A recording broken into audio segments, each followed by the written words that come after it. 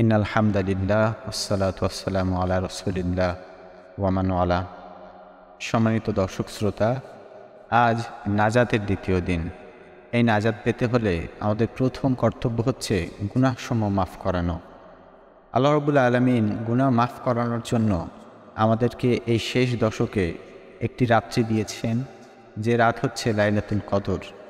এই লাইলাতুল কদরের রাত্রে আপনি ইবাদত করলে আল্লাহ রাব্বুল আলামিন আপনার গুনাহসমূহ মাফ করবেন এবং জাহান্নামের খাতায় নাম থাকলে সেখান থেকে নাম কেটে জান্নাতের খাতায় নাম উঠিয়ে দেবেন।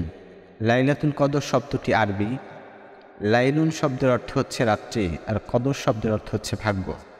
আল্লাহ রাব্বুল আলামিন এই ভাগ্যের রজনীতে কার কি ভাগ্যে কি হবে সেটা লিখে থাকেন।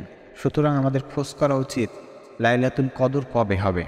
আল্লাহ রাসূল সাল্লাল্লাহু আলাইহি ওয়াসাল্লাম বলে গেছেন যে রমজানের শেষ দশকে লাইলাতুল কদর হতে পারে।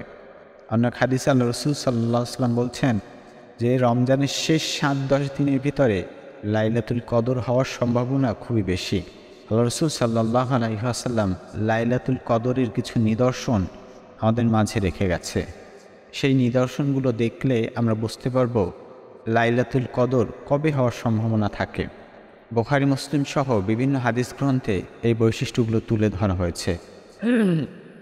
প্রথমে যে বৈশিষ্ট্য আছে সেটা হচ্ছে সেই রাত্রটা বেশি অন্ধকার হবে না, সেই রাত্রটা হবে পূর্ণিমা রাতের কাছাকাছি। আবার সেই দিনের আবহাওয়াটা হবে নাতিশীতোষ্ণ, বেশি গরম হবে না আবার বেশি ঠান্ডাও হবে না। আবার সেই দিনের বাতাসটা হবে খুবই মৃদু মন্দ, খুবই জোরেও বাতাস বইবে না, আবার বাতাস থমকেও দাঁড়াবে না।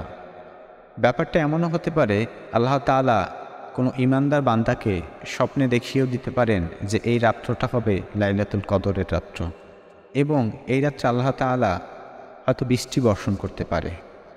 এবং সর্বশেষ যে আলামতের কথা বলবো সেটা হচ্ছে সেই দিনের সূর্যোদয়টা হবে হালকা আলোক রশ্মি সহকারে। হয়তো সেদিনের সকালের সূর্যটা হবে পূর্ণিমা চাঁদের মতো। এরকম কিছু আলামত আমাদের সামনে যখন উপস্থাপিত হবে তখন আমরা ধরে নিতে পারি সেই রজনীটা হবে লাইলাতুল কদরের রজনী। এছাড়া আমাদের উচিত রমজানের শেষ দশকের প্রত্যেক বিজয়ের রাত্রেই লাইলাতুল কদর অন্বেষণ করা।